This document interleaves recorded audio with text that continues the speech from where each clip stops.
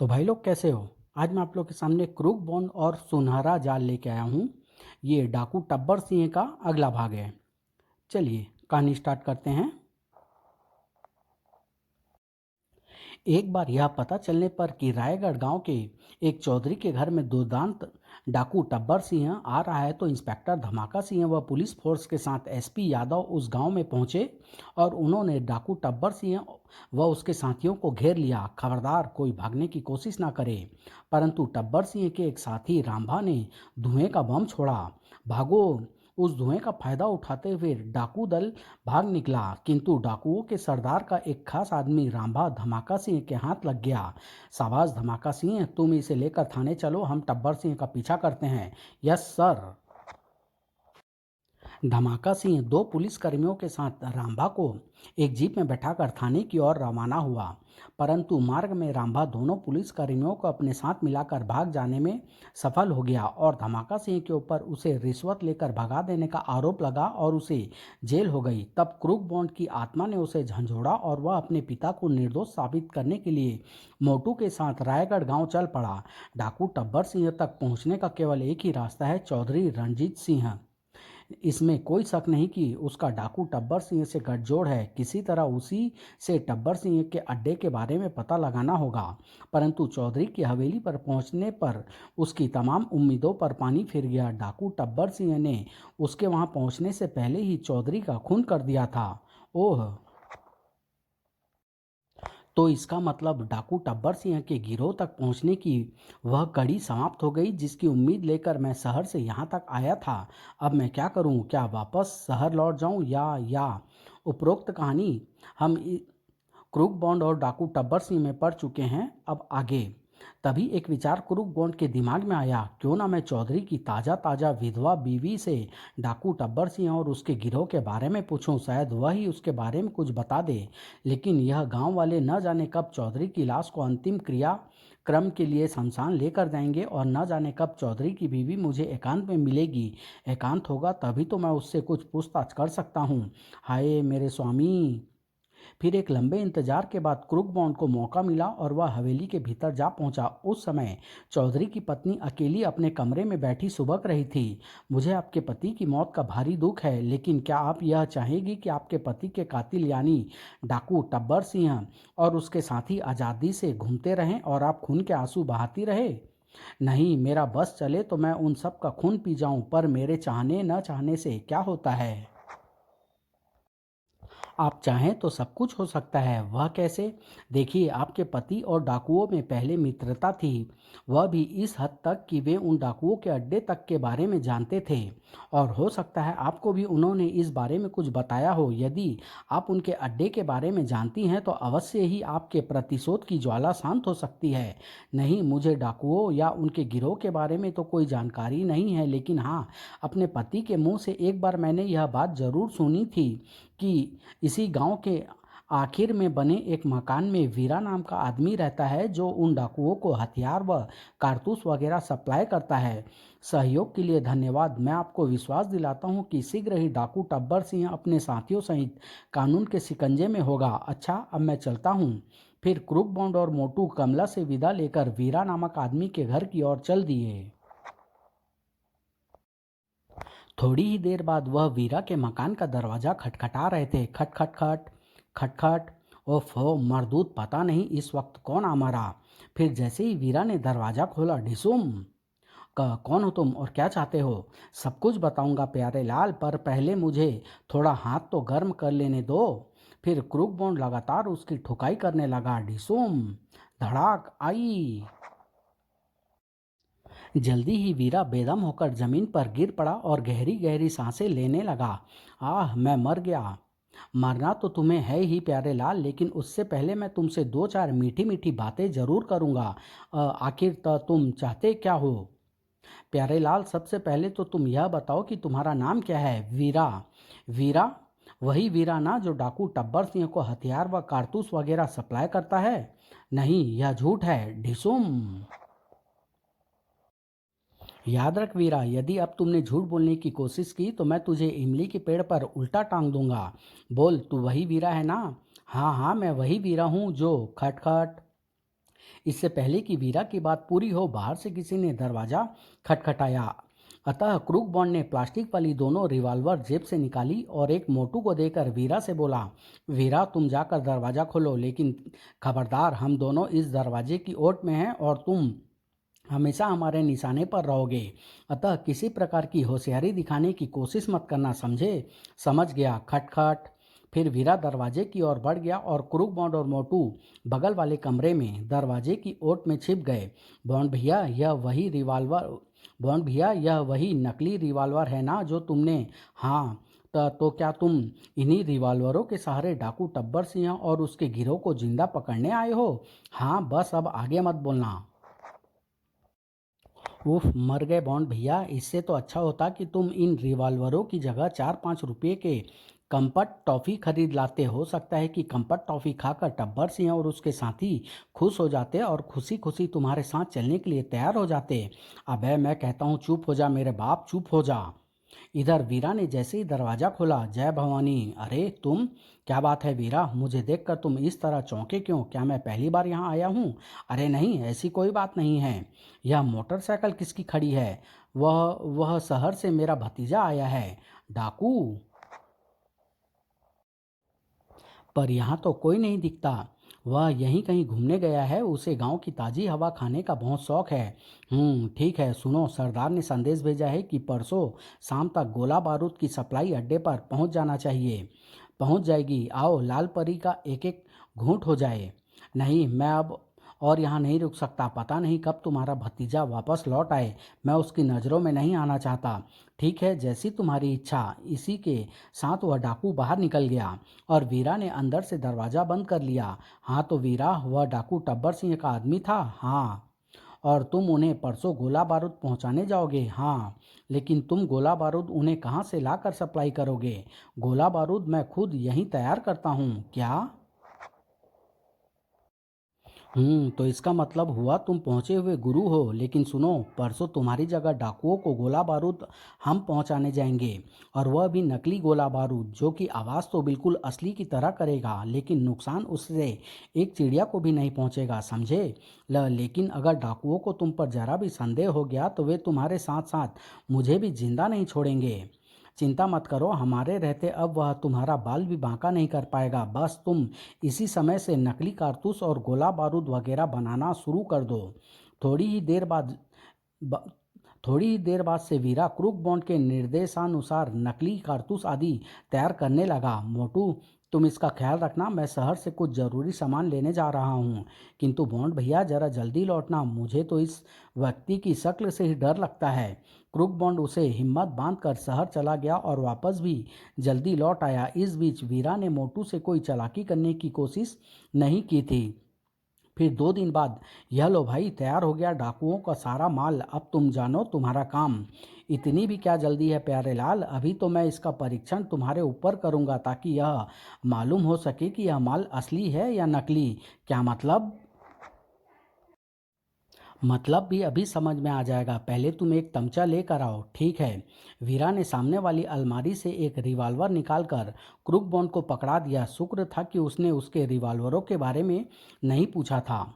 Crook bond ने उसमें वीरा द्वारा तैयार किए कारतूस भरे, फिर बोला, बस प्यारेलाल, अब किसी आज्ञाकारी पुत्र की तरह तुम दीवार से सट कर खड़े हो जाओ। मैं तुम जैसा मैं कहता हूँ चुपचाप वैसा करो।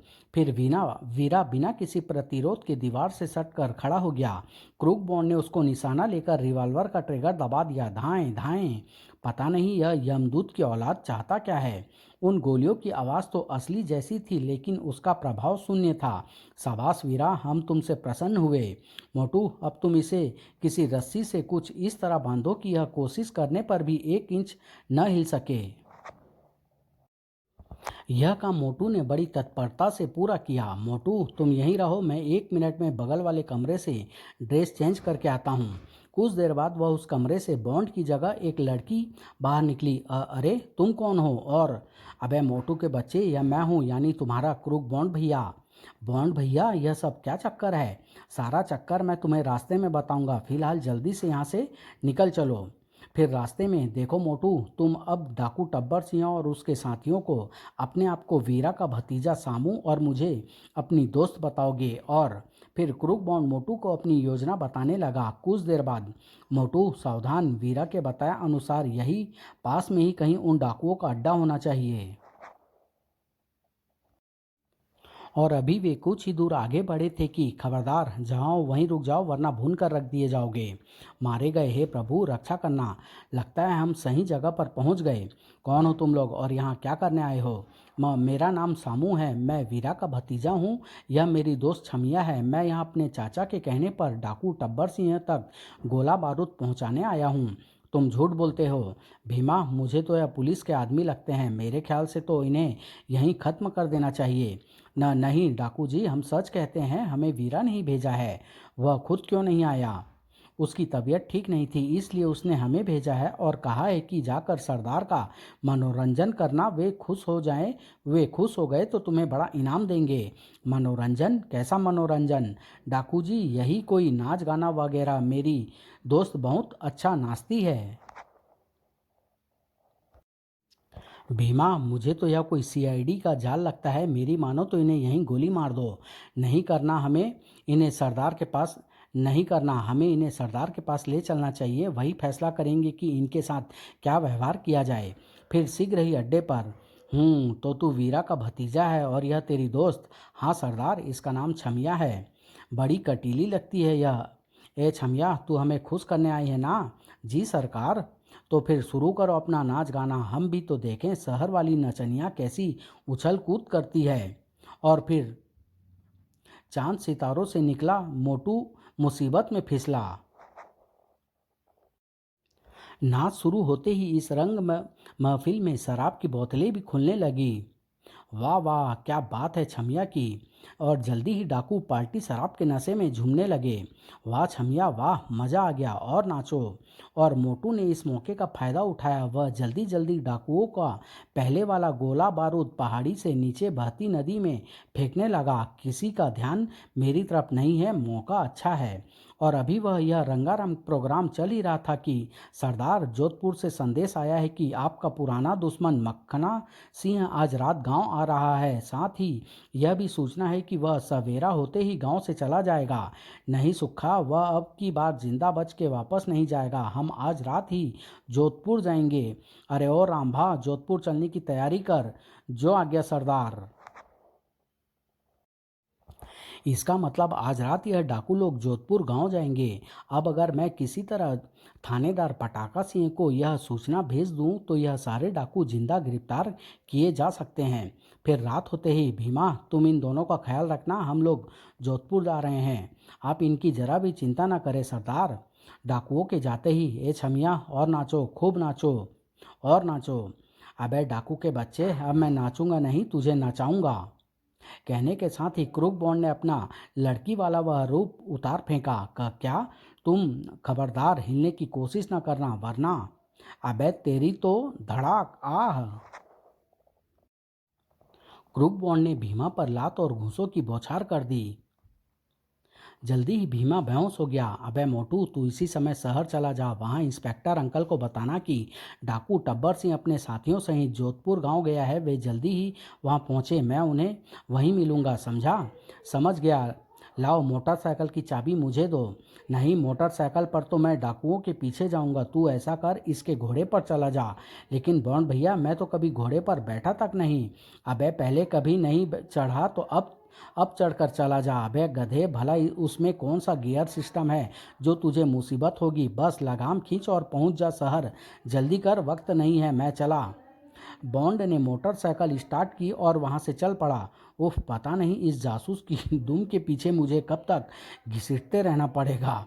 जल्दीबाजी में मोटू ने घोड़े की रकाब में अपना दायां पैर फंसाया और जैसे ही झटके के साथ घोड़े की पीठ पर बैठना चाहा, घोड़ा एकाएक दौड़ पड़ा। और अबे अबे ये क्या? अबे रुक जा, रुक जा जरा, ठीक से बैठने तो दे। फिर किसी तरह मोटू घोड़े की पीठ पर बैठ तो गया लेकिन बैठा उल्टा। अबे घोड़े की दुम, उल्टा क्यों भागता है? सीधा भाग, कहीं रास्ते में आरटीओ मिल गया तो तेरा चालान कर देगा। भला घोड़े पर मोटू की बात का क्या असर पड़ता? उल्टा मोटू ने जैसे ही संभलने के इरादे से मजबूती से उसकी पूंछ पकड़ी तो उसे मोटू का इस प्रकार पूंछ पकड़ना पसंद नहीं आया और वह एक पल के लिए अपने अगले पैरों पर खड़ा हो गया। अरे बाप रे! और दूसरे ही पल और द्रुत गति से दौड़ने लगा। बचाओ बचाओ, हाय हाय! उधर उस रात थानेदार पटाका सिंह रात की गश्त पर था कि बचाओ गुप्ता, गाड़ी लिंक रोड की ओर मोड़ो, लगता है उधर कोई मुसीबत में है। फिर वह देखिए साहब, लगता है कोई अनाड़ी घुड़सवार है। हाँ लेकिन है खतरे में, जल्दी करो। जी साहब, शीघ्र ही। गुप्ता, जीप रोको। Yes sir.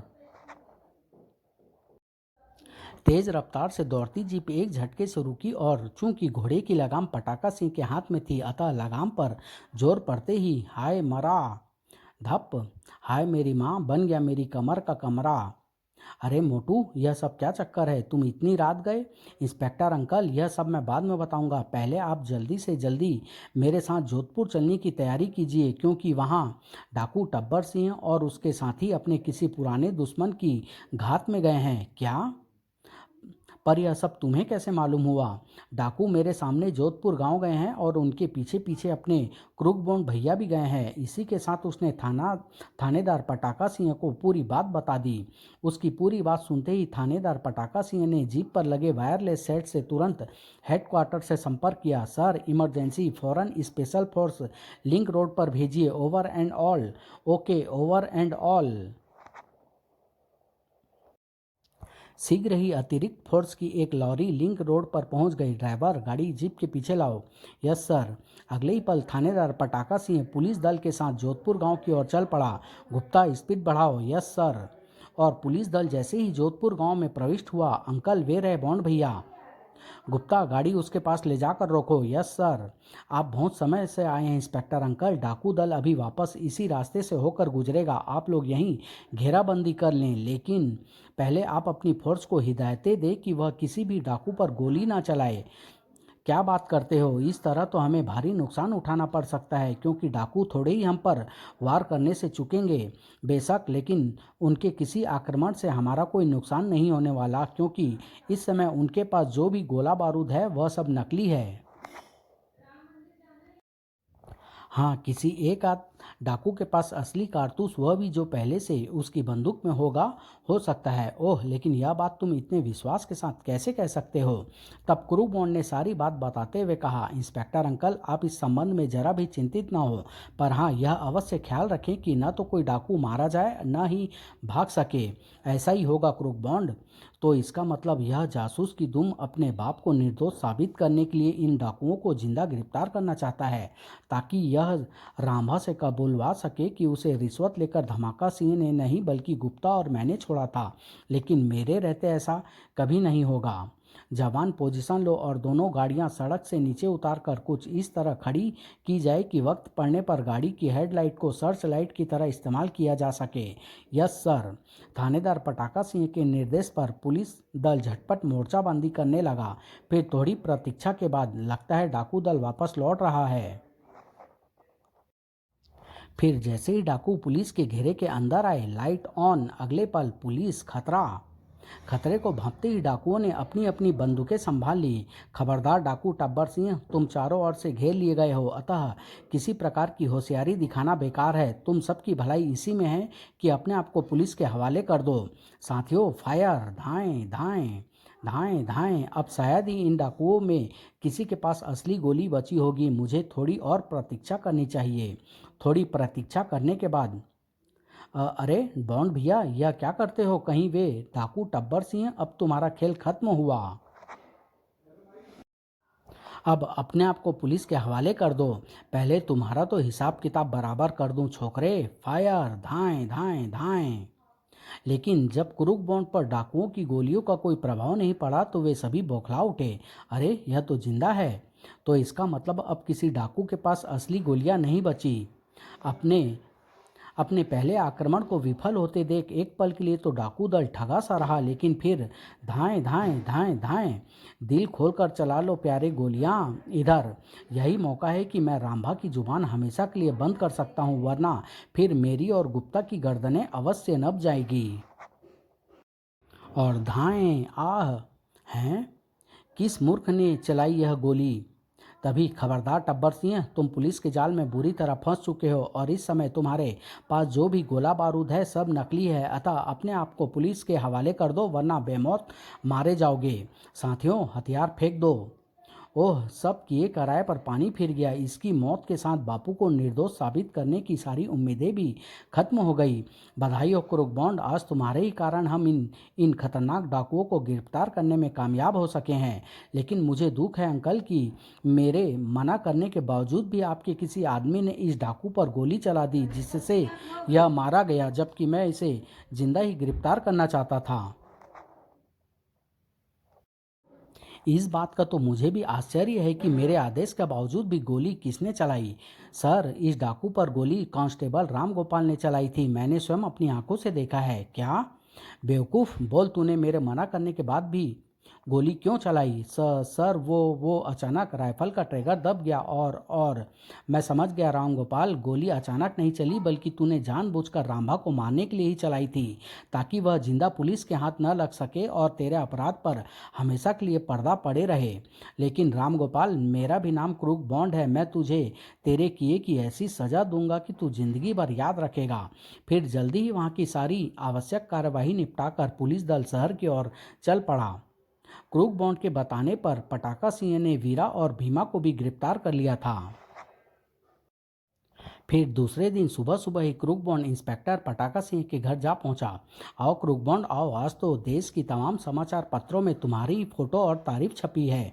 प्रशंसा के लिए धन्यवाद अंकल। फिलहाल मैं आपके पास एक बहुत ही ज़रूरी काम से आया हूं और आपकी मदद चाहता हूं।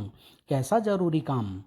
इंस्पेक्टर अंकल, पहले तो आपको मेरी तरह यह यकीन करना होगा कि मेरा बापू निर्दोष है। लेकिन मेरे यह मानने ना मानने से क्या फ़र्क पड़ता है? अदालत तो अपना फैसला दे चुकी है। अंकल, यदि आप मेरी मदद करें तो मैं अदालत को अपना फैसला बदलने पर मजबूर कर दूंगा। मैं सिद्ध कर दूंगा कि डाकू रामबा को रिश्वत देकर मेरे बापू ने नहीं बल्कि गुप्ता और राम गोपाल ने छोड़ा था और उन्होंने ही मेरे बापू को फंसाया है। यह तुम क्या कह रहे हो? मेरी तो कुछ भी समझ में नहीं आ रहा है। आप मेरी योजना सुन लीजिए, फिर आप खुद ही समझ जाएंगे कि असली चक्कर क्या है और इस मामले में आप मेरी मदद किस प्रकार कर सकते हैं। फिर क्रूक बॉन्ड अपनी योजना थानेदार पटाका सिंह को बताने लगा। उसकी पूरी योजना सुनकर क्रूक बॉन्ड, तुम्हारी योजना तो वाकई बहुत जानदार है। यदि गुप्ता और राम गोपाल वास्तव में दोषी हुए तो अवश्य ही पकड़े जाएंगे। मैं तुम्हारी सहायता अवश्य करूंगा। धन्यवाद अंकल। अच्छा, अब मैं चलता हूँ। उसी दिन शाम को थाने में ट्रेन ट्रेन ट्रेन। हेलो, हाँ, मैं थाना इंचार्ज पटाका सिंह बोल रहा हूँ। हाँ हाँ, ठीक है, फ़ौरन पहुँच रहा हूँ, तुम वहीं रहना। फिर गुप्ता, तुम फ़ौरन जीप बाहर निकालो। राम गोपाल, तुम सब लोग भी सशस्त्र तैयार होकर जल्दी जीप में बैठो, मैं अभी आता हूँ। Yes sir. शीघ्र ही। कहाँ चलना है सर? होटल अंबर। हमें सूचना मिली है कि उस होटल में दो पार्टियों के बीच लाखों की तस्करी का सौदा हो रहा है। जीप दौड़ पड़ी। फिर जैसे ही जीप होटल अंबर पहुंची, सर, तस्कर पार्टी रूम नंबर 9 में है। ठीक है। अगले ही पल पुलिस दल होटल के 9 नंबर कमरे का दरवाज़ा खटखटा रहा था। खट खट खट। दरवाज़ा खोलो वरना हम दरवाज़ा तोड़ देंगे। जब काफ़ी देर तक दरवाज़ा खटखटाने के बावजूद भी किसी ने अंदर से दरवाज़ा नहीं खोला, दरवाज़ा तोड़ दो। अगले ही पल धाड़ धाड़। शीघ्र ही। खबरदार, भागने की कोशिश मत करना वरना गोली मार दूंगा। भागते हुए उन दोनों व्यक्तियों को तुरंत पकड़ लिया गया। सर, वो देखिए, दो व्यक्ति भागने की कोशिश कर रहे हैं। गुप्ता, राम गोपाल, तुम इन दोनों पर नजर रखो, हम उनके पीछे जाते हैं। Yes sir. पटाका सिंह व अन्य पुलिस वालों के जाते ही, देखो मिस्टर कोया कोया हिताची, ये लोग शकल और सूरत से कितने अच्छे लगते हैं। क्या मतलब? क्या हम तुमको खाली शकल से ही समझदार लगते हैं? वैसे नहीं हैं। होंगे, लेकिन असली समझदार तो हम तुम दोनों को तब मानेंगे जब तुम हमें इसका सबूत दोगे। वह कैसे? ये देखो, ये पूरे 5 लाख रुपए हैं। यदि तुम इन्हें अपने पास रख कर हमें जाने दो तो हम मान सकते हैं कि तुम दोनों वास्तव में समझदार हो। हैं? 5 लाख रुपये? यानी कि तुम हमें रिश्वत दे रहे हो? मिस्टर ली, तुम्हें रिश्वत नहीं दे रहे, बल्कि यह समझो कि यह हम तुम्हारी समझदारी का इम्तिहान ले रहे हैं। फिर तो आप लोग समझ लीजिए कि हम इस इम्तिहान में पास हो गए हैं। लाइए, यह बैग हमें दे दीजिए। वेरी गुड, ये लो। अच्छा, तो हमें इजाज़त है? थोड़ी देर रुकिए मिस्टर गुप्ता, तुम जाकर यह बैग होटल के काउंटर क्लर्क के पास जमा कराकर उससे रसीद ले आओ। जल्दी करो। ठीक है। जल्दी ही गुप्ता काउंटर क्लर्क के पास नोटों से भरा हुआ बैग जमा कराकर उससे रसीद लेकर वापस लौट आया। बस मिस्टर ली, अब आप दोनों हम दोनों को मार मार कर बेहोश कर दीजिए और शान से भाग जाइए। लेकिन इससे क्या फ़ायदा होगा? अरे, हम दोनों को तुम्हारे भागने पर पुलिस को जवाब देना पड़ेगा। सो हम यह कह देंगे कि तुम लोग हम दोनों को बेहोश करके भाग गए थे। वाकई क्या समझदार आदमी हो तुम लोग। लेकिन क्या तुम्हारी यह तरकीब काम कर जाएगी? बिल्कुल कर जाएगी जनाब। यह तरकीब तो हमारी पहले भी आजमाई हुई है। हमने कुछ ही दिन पहले इसी तरह 50,000 की रिश्वत लेकर एक बहुत ही खतरनाक डाकू टब्बर सिंह के दाहिने हाथ रामभा को छोड़ा था। और फिर राम गोपाल और गुप्ता उन्हें अपने पिछले काले कारनामों के बारे में बढ़ चढ़कर बताने लगे। और यही नहीं मिस्टर ली, हमने अपने इस दिमाग के जोर पर अपने रास्ते में हमेशा रोड़ा अटकाने वाले अपने दुश्मन धमाका सिंह को रिश्वत लेने के जुर्म में 2 वर्ष की कैद भी करा दी है। खूब, बहुत खूब। रामगोपाल और गुप्ता इस बात से बेखबर थे कि बगल वाले कमरे में मौजूद आईजी पांडे व एसपी यादव और थानेदार पटाका सिंह उनकी बातचीत का एक एक शब्द टेप कर रहे हैं। और उनके साथ अतिरिक्त मजिस्ट्रेट साहब भी मौजूद थे। अच्छा मिस्टर ली, अब आप लोग जल्दी से हमें बेहोश करके यहाँ से भाग जाइए। थानेदार साहब किसी भी वक्त यहाँ पहुँचते ही होंगे। अब इसकी कोई ज़रूरत नहीं है मिस्टर रामगोपाल। क्या? हैं? अरे बाप रे, क्रूक बॉन्ड तो तुम? हाँ, मैं अपने बापू को निर्दोष साबित करने और तुम लोगों का जुर्म तुम लोगों के ही मुंह से कबुलवाने के लिए मैंने यह ड्रामा खेला था। लेकिन कौन कहता है कि हम दोषी हैं? हाँ, कैसे सिद्ध करोगे तुम यह बात? अभी अभी तुमने खुद ही अपने मुंह से अपना गुनाह कबूल किया है। हाँ, बेशक हमने अपना गुनाह कबूल किया है, पर तुम्हारे पास इसका क्या सबूत है? सबूत है तुम्हारी बातचीत और इस टेप रिकॉर्डर में बंद हो चुकी है। अरे बाप रे बड़े साहब! हाय, आखिर फंस ही गए। सिपाहियों, डाल दो इन दोनों नीच और कमीनों के हाथों में हथकड़ियाँ। फिर अदालत में अदालत राम गोपाल और गुप्ता को दोषी मानते हुए दोनों को 10-10 साल की सख्त कैद की सज़ा सुनाती है और साथ ही इंस्पेक्टर धमाका सिंह को बाइज्जत रिहा करने का हुक्म देती है। हिप हिप हुर्रे, आहा! फिर इंस्पेक्टर धमाका सिंह बाइज्जत रिहा होकर वापस घर आ गया। लेकिन क्रूक बॉन्ड के अनुरोध पर सबने यह बात गुप्त ही रखी कि उसे निर्दोष साबित करने वाला क्रूक बॉन्ड ही था। बापू, मेरा कहना मानो तो अब अपने जीवन में कभी किसी से रिश्वत न लेना। क्या कहा? मैं रिश्वत लेता हूँ? ठहर गधे की औलाद, अभी तेरे दिमाग से बाकी का सपना भी बाहर निकालता हूँ। और क्रूक बॉन्ड तुरंत कमरे से बाहर दौड़ पड़ा। अरे बाप रे! समाप्त।